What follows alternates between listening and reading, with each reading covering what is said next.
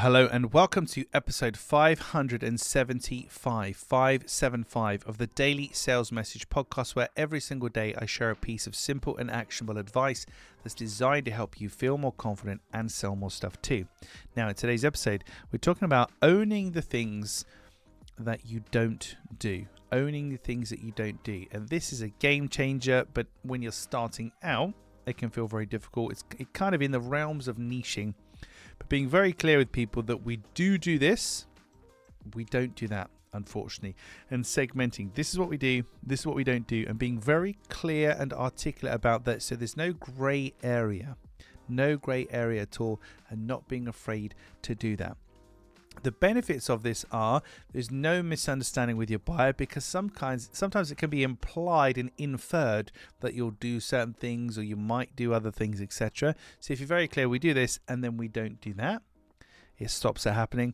But it also helps with this notion of being a specialist and being capable of getting results. So if I only clean mice, I have to go with these random examples. If I only clean mice for a living and I don't clean keyboards, that kind of tells you that I'm a bit of a mouse specialist.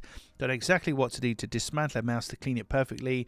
Keyboard is another kettle of fish entirely. So me telling you we clean mice, but we don't clean keyboards, kind of reinforces the fact that we're specialists in that area and we know what we're doing, but also oozes confidence, because most salespeople and business people aren't so keen on turning away business.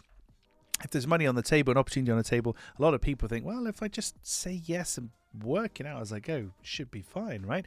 So if you're really clear and say can't do that, but can do that, your buyer's going to think a lot more of you. You're going to go up in their estimation, and that's no bad thing. Right, that's it for this episode of the podcast. Tomorrow in episode 576, as I check my notes, we're talking about a slider. Having a particular type of slider on your website, it can help you to convert more people and answer some questions and just cut down the back and forth.